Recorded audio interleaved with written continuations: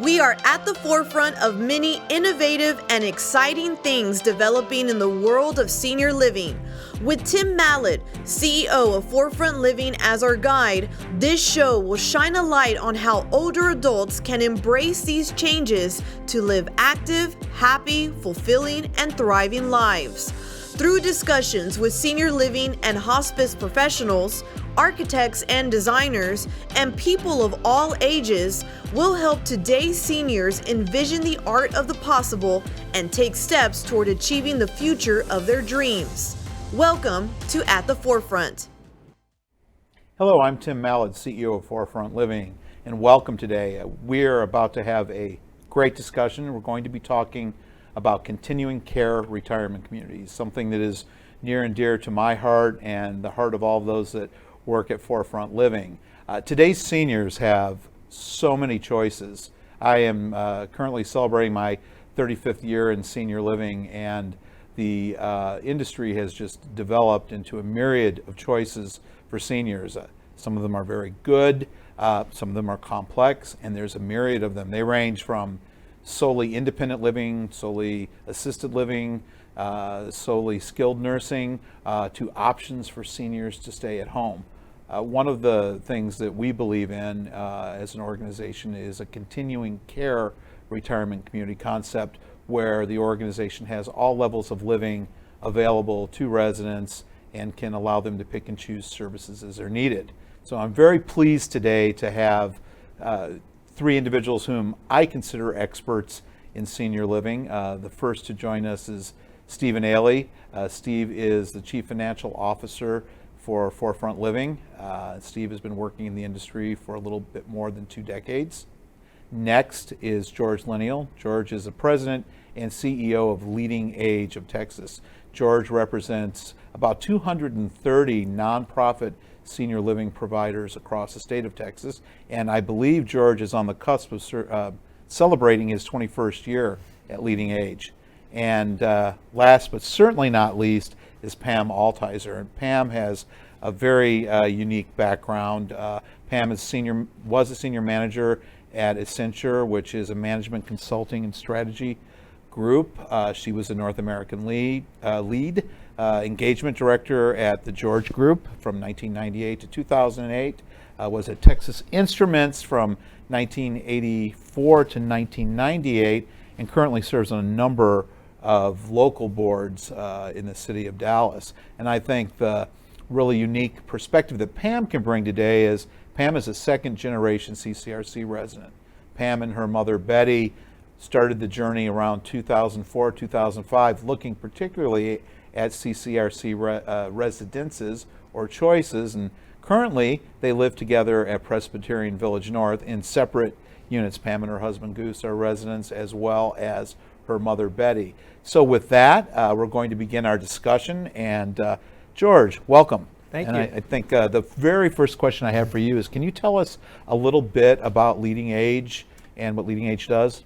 Certainly. Well, you already mentioned we have about 230 members, and we represent primarily the not-for-profit providers of care and services for seniors, and that range from the whole gamut, from CCRCs to standalone assisted living, standalone nursing homes, hospice, home care, and even community-based services. So it's a broad spectrum. The common thread is that we're all not-for-profits, and there is a difference. We call it the not-for-profit difference. Can you tell us a little bit about Sure. what that difference is? I think it's the transparency, is that every not-for-profit is required to make all their finances transparent. So anyone can look up a 990 on any 501c3 organization and find out how they're doing financially.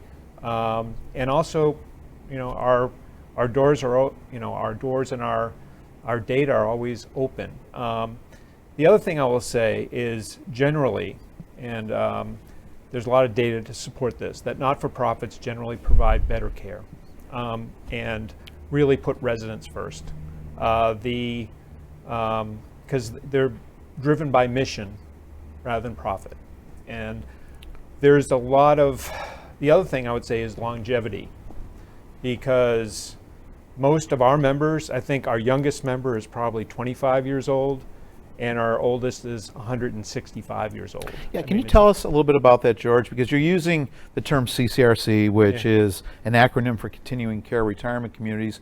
We've talked about nonprofit, and we've talked about, the longevity. Right. How are they all related? Where did the concept of CCRCs come from, and the relationship with nonprofits? Well, I think the whole care for seniors started back, in the early 1700s. I think Ben Franklin actually had something to do with that in Pennsylvania. And over time, they've sort of grown and developed. There were a lot of what they used to call homes for the aged. And I think over time, and particularly, you look at generational changes. And I think our current baby boomer generation is really changing the field of senior living, because it used to be that, first of all, back in the day, people didn't live as long. When you retired, you did just that. But I think today's resident, it's very common to have 100-year-old residents. And I know you've had some guests on the show over 100. But residents don't want to stop living. They want to continue to grow and develop and learn and do things that they've always wanted to do. And I think that's the really big difference that's happening in senior living today. It's no longer just, I'm going to sit and read or, just do mundane things. I really want to continue to grow and develop, regardless of my age. George, you're here in Dallas because Leading Age held an annual conference the first time, I guess, in a couple of years, and a number of the members were together, and you and I had a chance to sit down with some this morning. And as far as backgrounds of the individuals operating the nonprofit side, can you maybe shed some light on the discussion we had this morning? I think it was really an intriguing introduction to our fellow members. Sure. I think the real aspect is that everyone who, at least I can speak to our members, are in it for, I'd say, the right reasons. They're in it for because they love to serve. They're servant leaders. They want to take care of the residents and want their residents to continue to grow and learn. I think everyone around our board was certainly had some life experience, or some of them just sort of fell into senior living, and then they decided, this is my mission. This is what I really want to do. And I find so many of our leaders have sort of gotten into the field and just stuck with it because they find so much fulfillment in seeing residents really grow and develop, as I said earlier. Yeah, this morning the CEO of Methodist Retirement Communities mentioned that one of his passions was that seniors would thrive, and that of course aligns very much so with what Forefront Living does. Is that possible in a continuing care retirement community? I'd say absolutely they can thrive, as long as they have the resources and the opportunities. And I think CCRCs in general offer a lot of opportunities. I think you look at a lot of our members who have, they really place a lot of value on activities and on life development. And most of our members have chaplains, and most of our members have other types of life-fulfilling kind of jobs that help residents really grow. How many CCRCs are there across the nation? Well, there's about 1,900 or so, and I think what's interesting to note about that is about 75% of those have been in operation for over 25 years. And in Texas, I think it's about 63% that have been in operation over 25 years. So it's I know there's been some, people probably have concerns about financial stability and all that, but it's a model that works, and it's a proven model that works because it's been around for such a long time. Are the majority of those entry fee? Some are entry fee. There's a whole variety, and I would say probably the majority do have some sort of entry fee model. and there are different types of contracts, but I would say the majority do have an entry fee. So George, Leading Age has been helping those that serve seniors and serving seniors themselves for a very long time. What do you see on the horizon as far as some changes and what may be coming? Well, our field is evolving very rapidly. I think the pandemic has had a huge effect on sort of the choices that people have made. I think in general, people who have lived in senior living during the pandemic actually fared better than those who were at home. In terms of health, in terms of social activity and things like that, I know it was very difficult. So I think occupancy has been an issue, but I see that coming back now. But I think our biggest issue right now is workforce. We need to attract more people to our field. And I think, as I said earlier, those who just get introduced and learn a little bit about it and have some experience working in the field, they really grasp onto it. So we need to expose the field to more younger folks. I mean, there are very few programs, college programs, that prepare people to work in the field. University of North Texas used to be the premier program in the country, actually, for gerontology. That program is no longer there. So we need to find other vehicles to attract people to working in this field. Well, we actually had a 30-year-old in the room who's a skilled nursing administrator, and that was maybe under 30, actually. Yeah. That was actually pretty exciting. It was very exciting because he said he knew from his teenage years that he wanted to be a nursing home administrator. And I was sort of floored by that. And he lives in a rural area of Texas, so it's kind of interesting, and I'm glad there are people out there like that, and we need more. Absolutely. Well, I have two final questions for you. I think the first one is, are there organizations that govern CCRCs? Our membership with Leading Age is voluntary, and it's an association of like-minded individuals, but are there governmental agencies that look over senior living? Sure. Yeah, there absolutely are. On the financial side, since in general, CCRCs are insurance products because you're paying an entry fee depending on the type of contract, but you're paying an entry fee to ensure that you have life care. So it's actually governed by the Department of Insurance. There's about 33 or so CCRCs that are regulated by the Department of Insurance in Texas.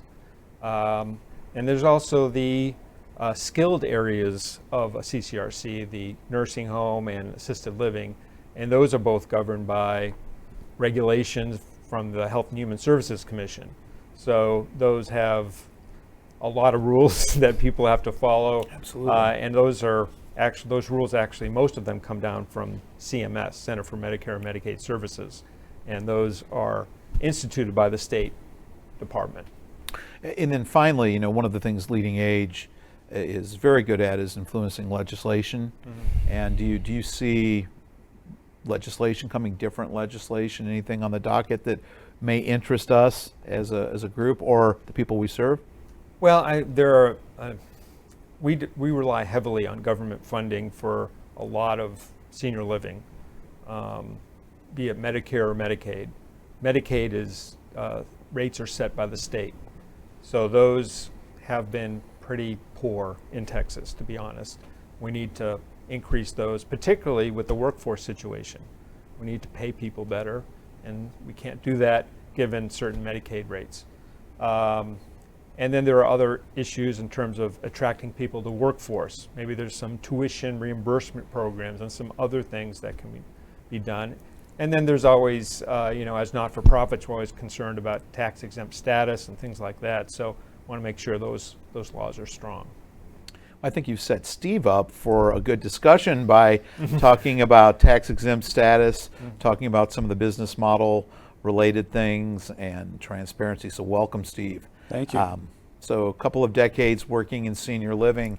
George mentioned the term transparency, and I saw Pam nodding, I saw you nodding, and I think there's been an evolution there. Can you maybe talk to us just a little bit about what you've seen as far as what, as a provider, you're required to share versus what you're willing to share, and then what we've seen our residents expect? Right. Yeah, from George mentioned the Texas Department of Insurance, or TDI. We are required to provide prospective residents with a disclosure statement prior to them signing a residency agreement. So that disclosure statement includes general information about the community, how it operates, the services it will provide to prospective residents, as well as the most prior audited financial statements, the residency agreement that they will be signing, and then a 5-year projection as well, a financial projection as well. So that has to be provided before they sign that residency agreement. After that, I think it depends on each individual community. We are best practices. We should be providing either monthly or quarterly financial updates. A lot of times it's the executive director on site that will provide those financial updates. We've taken a little bit farther, and periodically I get involved with some of those discussions, and Pam gets to ask me some of the difficult questions. And she does, doesn't she? She does. Yeah. And so, I think transparency in my time here, my first stint with senior living, I probably was in front of residents, a few times, but now it's much more frequent, and I think that's a good thing. Just curious, Steve, as you have these meetings, I believe you do them in small groups, and we smiled and we said Pam has questions, but what types of questions are you being asked? Have they changed or evolved through the pandemic and post? Yeah, I think there's a lot of interest in the financial strength of the organization. With these entrance fees, they can be a substantial amount of money, and so that's dependent on how strong the organization is financially. The management and board governance that is in place for that organization to make sure that, me as a CFO, I'm being held accountable and doing things the right way.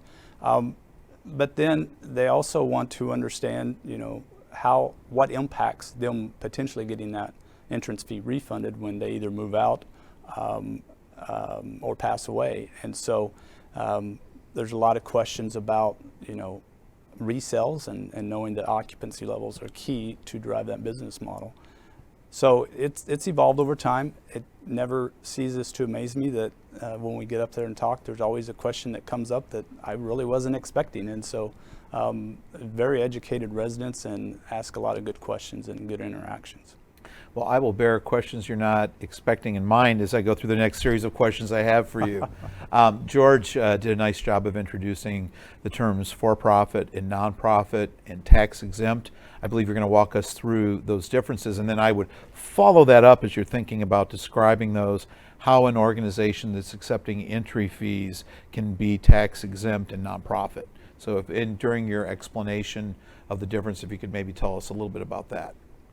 Yeah, so nonprofits, we have to file a application to become a nonprofit and get approved by the IRS as a tax-exempt 501c3 organization. And really, we qualify for that even if we accept entrance fees, because we're serving a vulnerable part of the community with serving seniors and providing, in many cases, health services for them. So that's how we qualify for being a tax-exempt organization. From my perspective, I tend to agree with George that nonprofits do provide a higher quality of service than for-profits. Generally, we have no motive to raise monthly service fees for a profit basis. Any revenues that we have that exceed our expenses or profit, it stays in the organization. It's not distributed to investors like a for-profit would. Most nonprofits have a longer term life. George, you mentioned 165 years, some of your organizations. For-profits, a lot of times they make their return on investment for those investors when they sell that property or flip the property to a new owner. Most nonprofits are around a long time. In general, I believe nonprofits have, more non-revenue space. So our amenities and a lot of our wellness programs and stuff are much higher and larger than most for-profits are. So in general, I think that's, a good explanation of the differences between nonprofits and for-profits. Yeah, I think in our opening comments, Steve, I alluded to how complex just the offerings are for seniors out there, and then you look at a continuing care retirement community, and everything I listed is really on one campus. So that makes, I think, the business model very complex. And then you add in this discussion of entry fees. Can you give us I don't know if it's a CCRC 101, but a very brief overview of the business model and how it works and how the entry fees play a part in the stability of the business model? Sure, yeah. Entrance fees are a one-time upfront payment that is paid. Many times they're refundable, and that refund provision can be cited by the resident. A lot of different communities are now offering multiple refund contracts. They're a life lease transaction. There's no simple fee ownership in the community, and it really helps nonprofits get the capital they need to build and develop these CCRCs. We typically put them in kind of two buckets. The first one are initial entrance fees. So this is the first time a unit or a resident has been occupied. That initial entrance fee usually goes to help provide operating deficits. If you're starting up a new CCRC, you're going to have some deficits for a period of time until you hit 75 to 80% occupancy. So those initial entrance fees really go to cover those deficits. Then it goes to build to pay off short-term debt. So we want to make sure that our long-term debt is at a level that makes sense. And then the last thing is build cash reserves. Again, as we're having conversations with residents on a quarterly and monthly basis, they're really concerned, okay, how is the organization doing, and will I be able to get my refund back when it becomes due? And that's really dependent on those cash reserves. So that kind of explains the entrance fee. If you want to really look at the CCRC business model, if you will, and kind of walk through how we look at it on an operating cash flow basis, we have monthly service fees that residents pay in addition to that entrance fee. We have other additional services, if you want to go to the spa or you want to get some additional wellness activities. And then we pay our expenses. And most of those expenses are salaries and wages, whether it's in skilled nursing, assisted living staff, or dining. Take the revenues minus expenses, we get net operating income. And normally you want that net operating income to be close to what your annual debt service is. Then on an annual basis, we pay our annual debt service. Capital expenditures, you take some of these long-time CCRCs, they've been around for a long period of time, significant capital assets. You have to refresh those to keep occupancy levels up. So, many of these organizations are spending $2-3 million a year on capital expenditures. So take your net operating income, subtract out your annual debt service, your capital expenditures, and any new refunds you get less from entrance fees, less any entrance fee refunds, and you get your annual cash flow. So that's a very simple business model. I think they're going to show that chart that we have up on the screen as well. So Steve, you've mentioned entry fee about a dozen times in your overview. It can be a substantial investment. I would ask you, how do I get my money back? Because you mentioned refundable. And I would ask you, while you have my entry fee, how safe is my entry fee? And so how do you get your entrance fee back? That's going to depend on the residency agreement that you sign and the entrance fee refund provisions in those agreements. These are legal binding agreements between the organization and that resident. And so while they're not a secured creditor, meaning they don't have a lien on the deed of trust for the property, they are, when a refund becomes due, they do become a creditor. And so how do they get it back? They get it back from resale of independent living units and receiving sufficient proceeds on those resale of those units. In general, though, what I would tell you is that they're safe, and what you really want to look at is the financial position of the organization. What is their days cash on hand? What is their debt service coverage ratio? Some of those key metrics that the industry really looks at to determine how strong a CCRC is. And those are the things you go over then with your residents each quarter. Oh yes, and if it drops, they'll ask why and want specifics on that. Correct, Pam? Yes. Well, Steve, there are different kinds of contracts, right? There's a type A contract, there are other contracts. Can you give us just a high-level overview of the contract types and then what the difference or the impact those contracts have on the fees residents pay, the monthly fees? Yeah, so a type A or a traditional life care contract is one where you pay an entrance fee. When you move into a higher level of care, you still can't access that entrance fee refund, but you do get a lower fee in the assisted living or skilled nursing area. A type B contract is where you, same situation, but you may get a discount off of that assisted living or skilled nursing fee. A type C is really a fee for service. So once you move over to those other ones, you can either access your refund and pay the full amount of the I guess market rate of assisted living and skilled nursing. So those are the various ones. A type A life care community, typically you're going to have higher entrance fees because there are additional costs involved with that type of contract. There's also additional liabilities that go on the balance sheet. You have future service obligations that have to be calculated each year and are part of the liability section of the balance sheet. A type C contract, a fee for service contract, typically you'll see a lower entrance fee, potentially a lower monthly service fee, lower operating costs for the operator, as well as you don't have that future service obligation.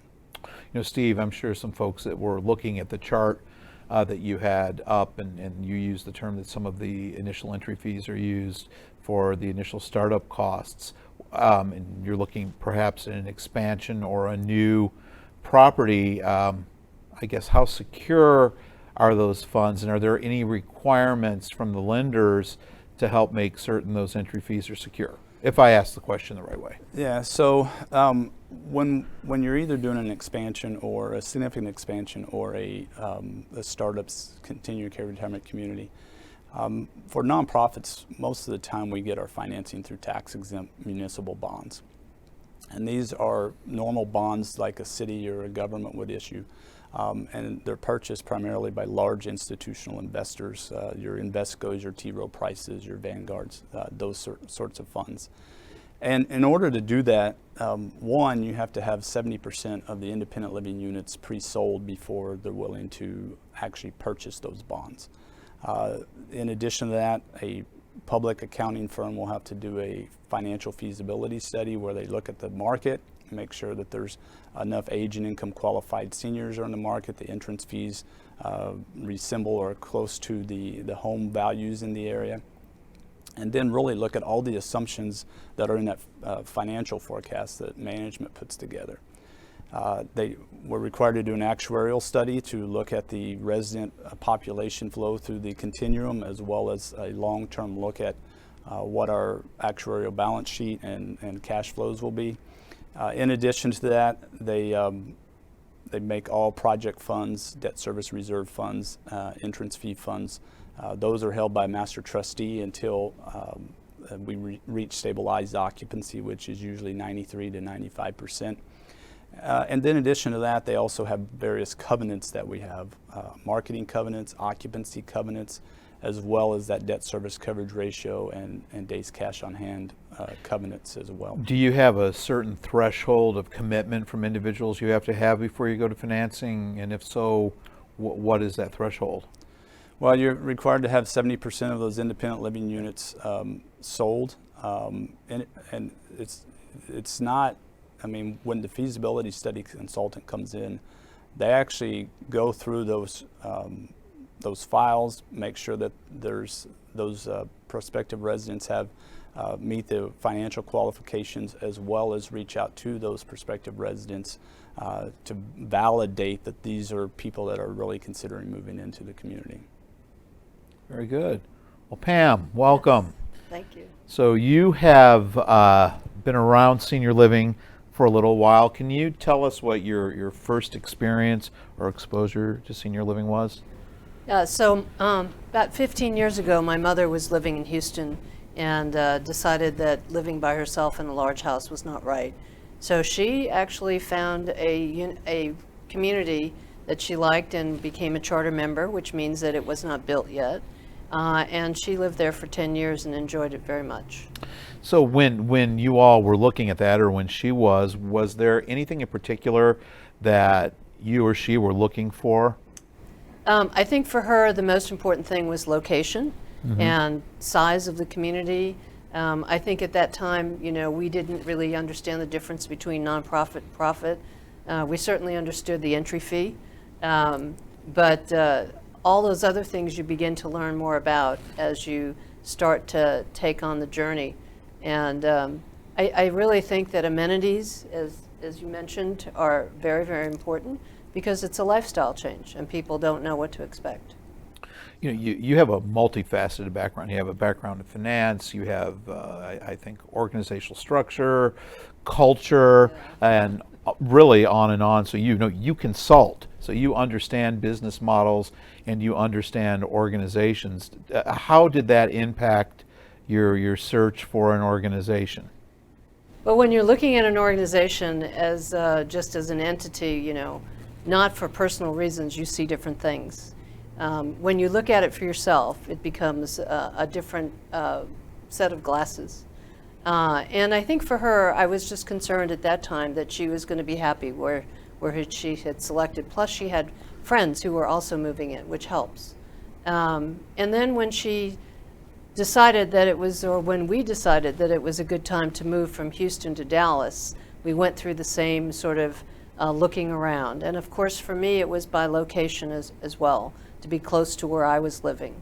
And also newness. We know Dallas is a very changing community, and there were so many different senior communities just popping up here and there. And sometimes it makes you a little bit suspicious or just say, oh, that's nice. But you do look at the older ones that have been around because they do have the reputation in the community.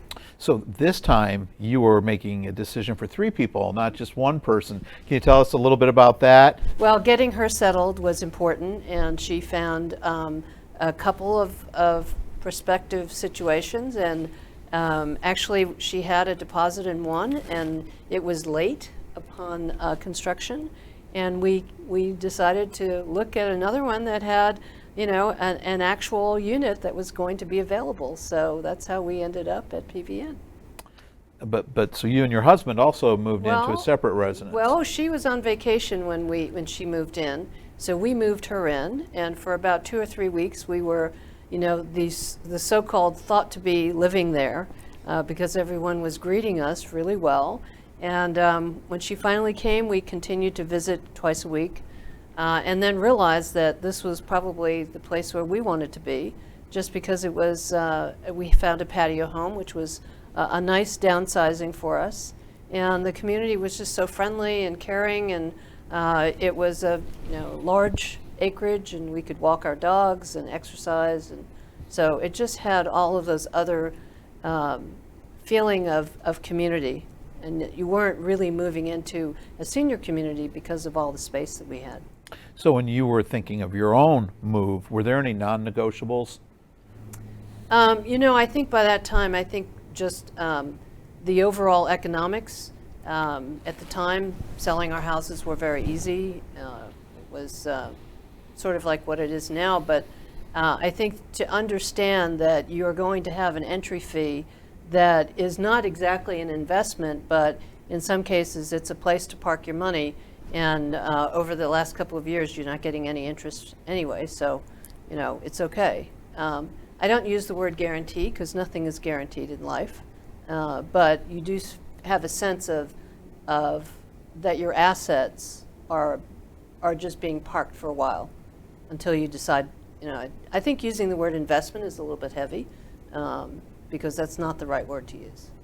And you've made that decision twice now because your community is expanding and has a new offering. That's Can right. you tell us a little bit about that offering and that decision? So, going from a patio home to a multi-story building is a change, but we feel like the amenities and having a garage and being connected to the main buildings and all of those other kinds of things that we've seen and just being in a new building was definitely something that we were looking forward to.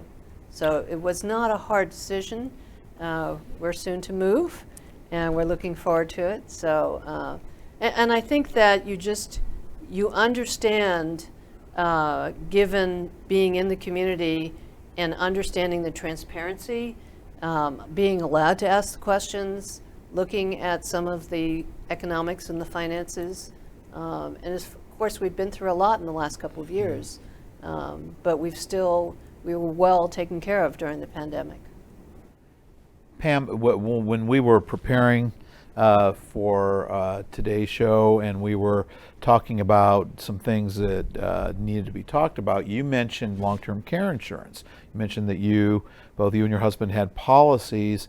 Can you talk to us a little bit about the policy and how that interacts? George alluded to the fact that this is a form of insurance as well. So how important was it for you as a long-term care insurance holder to be able to utilize that benefit? Well, of course, long-term care providers and policies are very different. You have to really be careful what you're buying, what you're getting into. I think if you understand that your daily benefit from long-term care can be used to support the cost of assisted living, that is another way that you can look at your finances, and especially if you're a couple, if one decides that or needs to go to assisted living and the other decides to stay in independent living, you can find a way to make that very economical.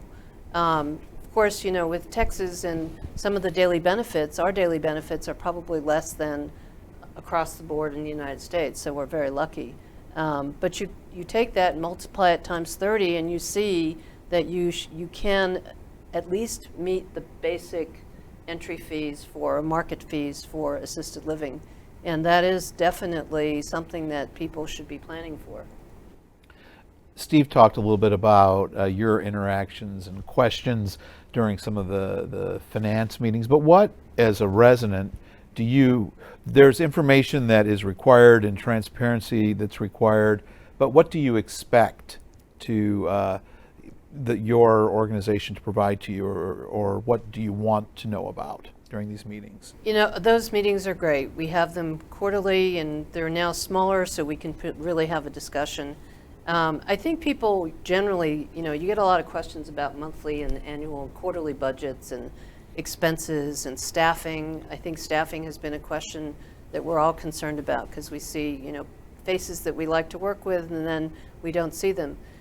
So staffing and expenses are always a question, but I think from a longer term perspective, we really need to have that view of, obviously short-term debt, but what's the long-term situation look like, and what are some of the larger capital improvements that you're going to have to be funding, and how do you fund those? So I think all of that, of course, days cash on hand. We want to make sure that we can pay our bills and we can pay our staff. And I think those are the most important ones. But he did touch on the covenants, and I think the covenants are important because if you're not making your covenants, you're going to have penalties, and nobody likes that, whether you're a resident or you're forefront living.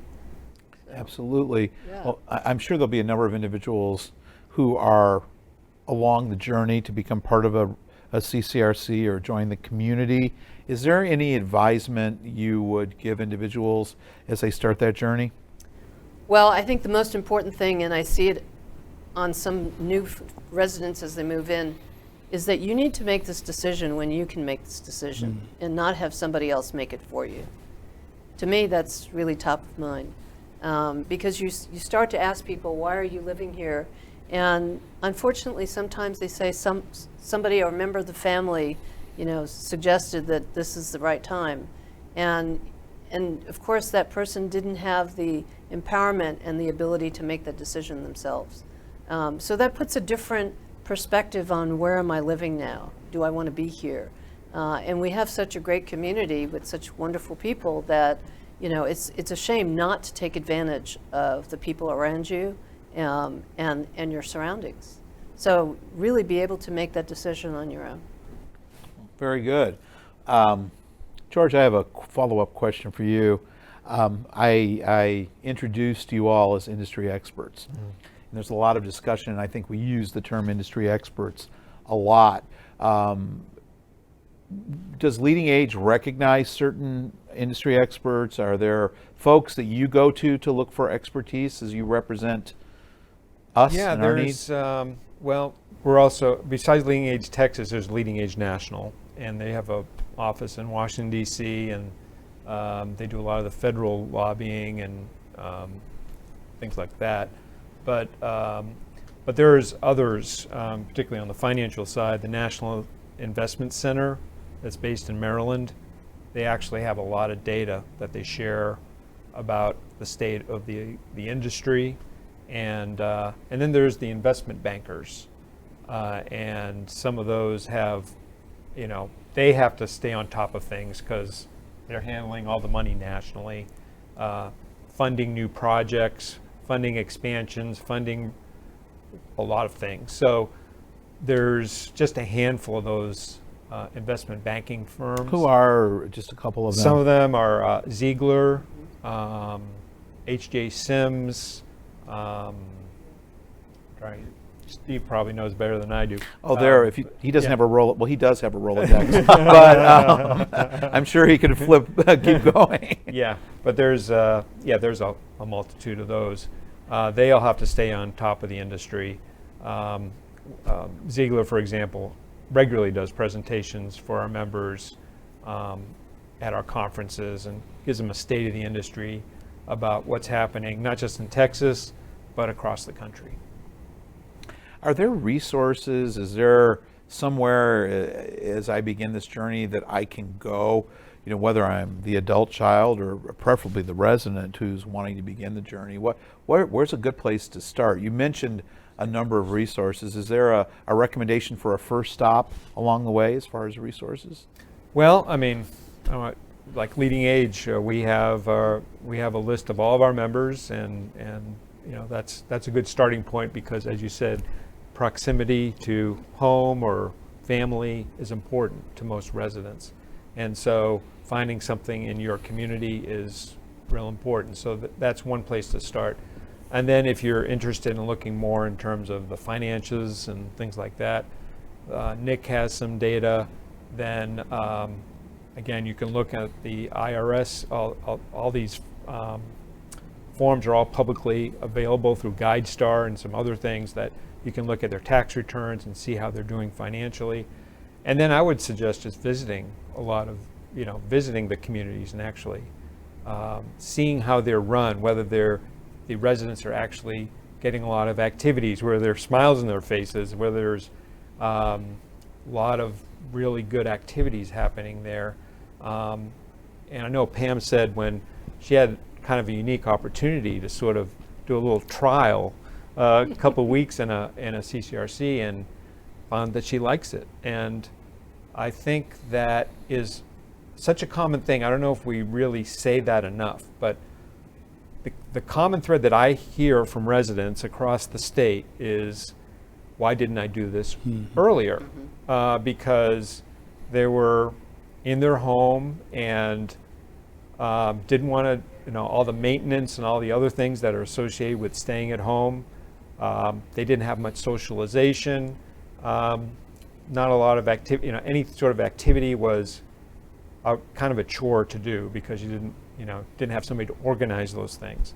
So once they move in, a lot of them have friends in CCRCs, but even if they didn't, they really got a chance to get a whole new group of friends and really continue to just develop, as I said earlier, all the opportunities for education, for developing their hobbies, or, we even had a resident in one of our member facilities who got his law degree while he was a resident. So there's no limit in terms of what residents can do. Yeah, if I did my math right, and you'll help me with this, your mom is, I think, about on her 17th year as a CCRC resident. Right. How common is that? I'll ask you, Steve. I think it's very common. Yeah, I think, I suppose it depends when folks enter, but I think most residents stay for quite a long time because they develop this whole new cadre of friends and people who can share their interests, and they have a great time. So Yeah. I'd have to qualify that by saying 17 years in independent living, because Right, she'd right. make sure that she wanted me to say that. So. I have a neighbor. I have a neighbor who's 30 years. Really? Yes. Wow. Wonderful. Steve, George mentioned GuideStar, mentioned tax returns.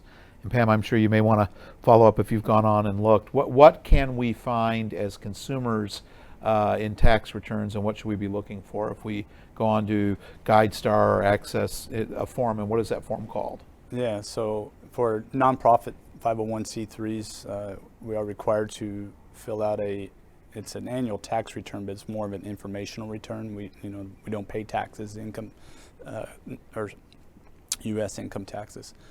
And so it's a 990, it's Form 990, and you go on there and it shows you your income statement, your balance sheet, there's a lot of questions that have to be answered about governance and how the organization is governed, and the board of directors of that organization, as well as a lot of other information, any information on debt that they have, and whether it's public or private debt. So 990 has a great deal of information in it for people to consider. Any further thoughts on that, Pam? No, I think it's kind of dry to read. It's an annual report without all the text. So That's a good report then. Yeah, it's numbers. It's very informative. So I've done a lot of talking and asked a lot of questions. Do you have questions for each other? George? No, I was going to add one other thing about the not-for-profit difference, is that not-for-profits are governed by a board, and it's not a single owner, and these boards are generally not paid. It's voluntary, and their interests are in terms of both the financial health, but also the residents, and making sure that they're getting the services they need. And so I think that's another big qualifier. And I know that some real movers and shakers in communities want to be on those boards, because it's a real opportunity to make a difference in the lives of people. And George, you have a nonprofit board as well, a volunteer board. Absolutely. Yeah, our association we do a 990 as well.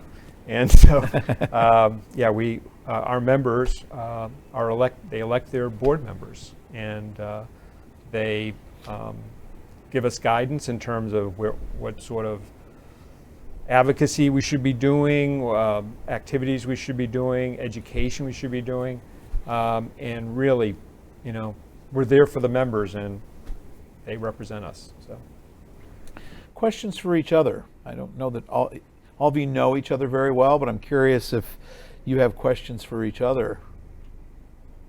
Yeah, I do. yeah. So where would be the trend with the baby boomers, and what's the trend for CCRCs or for senior living in the next 10 to 15 years? Well, we've been talking about this age wave for quite a long time, and I think it was, I don't know when the year was exactly, when they said 10,000 people a day turning 65.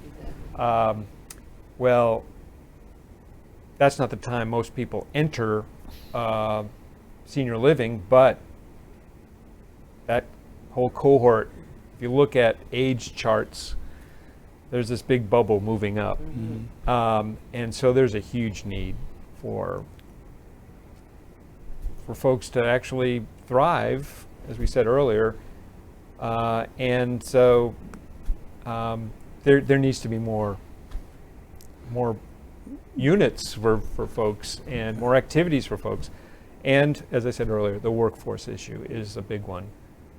We need to attract more folks to the field. Yeah, there's a large demand for senior living coming up, and to be honest, I don't know that senior living providers are keeping up with that demand by building new communities, specifically nonprofits. I think nonprofits have been slow to continue that move, and for-profits are maybe not on an entrance fee CCRC basis, but on some standalone basis are trying to take some of that or meet some of that demand. Steve, on the design side and on the amenity side, George mentioned amenities. Earlier, you've mentioned amenities. You mentioned acreage and walking paths and a sense of community. What is coming? What is on the horizon? As far as amenities, well, I think that's going to continue to evolve. A lot of 20 years ago, you had a dining room and people went in and you had, full-on service and, coat, tie, that sort of thing. You're going to have more variety and flexibility. You're going, the wellness programs that we had 20 years ago are much more robust and expansive in not only what our teammates provide, but also just the amenities that we need for that. I think that's going to continue to expand. I think, many residency agreements come in and they say you either get 20 to 30 meals a day or a month. You get weekly housekeeping. I think that's going to be blown up, and they're going to come in and they're going to pick and choose what services they want when they want them. And so we're going to get a whole lot more flexible than we've been in the past. And technology too. I mean, I think 20 years ago, you would not hear, do you have Wi-Fi? Do you have opportunities to, and now it's a sort of like a standard and expectation that, things that you had at home, you're going to have here in your living situation. And VR headsets, hey, let's take a tour of Italy. Right. And you can do that through a VR headset now versus, what we could do in the past. Steve, it looked like you were percolating a question as I asked if anyone had questions for each other. Well, I'm curious, we touched on this a little bit earlier, but for entrance fee-based CCRCs, George, there's been a few challenges in the industry of lately. What do you see changing from a legislative standpoint in that regard? Well, in terms of things that we've met with the Texas Department of Insurance, and there's, their concerns are more about occupancy, and they saw some drop in occupancy as everyone did during the pandemic, but they did not see any alarming trends. And I think the other thing to consider is what I mentioned earlier about the CCRC model is a proven model. Mm-hmm. It's been around for 25, 30 years at least, and it has worked well. I think what you're hearing from some concerns is that some entry fees have been delayed in getting back to folks because units have not been resold as fast in some of those communities. But I expect that to come back as the population, as I mentioned, that wave comes forward. Okay. Any other questions for each other? I could keep asking questions for the rest of the afternoon. We know that. So, Pam, you've got some key influencers in the room. You have multiple hats you wear. Is there any advisement you'd give the group seated before you, or expectations as a family member, as a resident, or things you'd like to see us working on? I think it's just important for all of, especially Steve and you, Tim, to be, available and have access to our residents. Come and enjoy some of the things that we enjoy and experience what we have. Because without that, then you can't have an appreciation and make areas for improvement and understand why we ask for things that we do.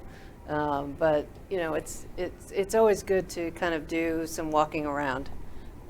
So that's what I would say. Just come see us more often. Very good. And we can do that more and more right Enjoy now it. too, right? Yeah. I understand Come you have have lunch. a robust happy hour as well. Is that true? Yes, happy hour almost every day. George, any parting thoughts for us? I think the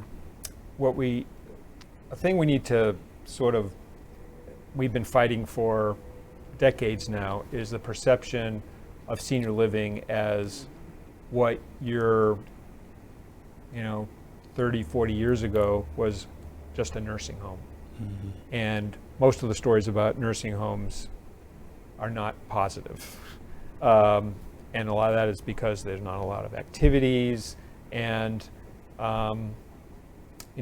as more options have opened up, I think we need to change that perception that it is lifelong learning, it's lifelong growth, and a CCRC and other senior living is a good opportunity to do that.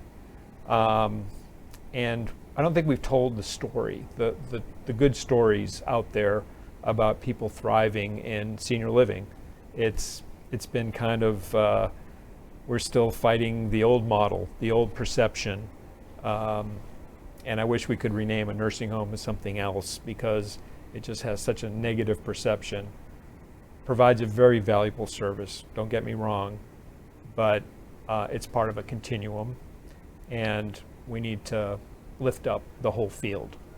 Wonderful. And George, that's the purpose of At the Forefront. We're here to tell those stories. We're here to engage the people that we serve and the people that are out there looking for options. So we thank you today on behalf of all four of us for joining us at the Forefront. Have a wonderful rest of your day, morning or evening, or whatever time you're watching this. Thank you very much.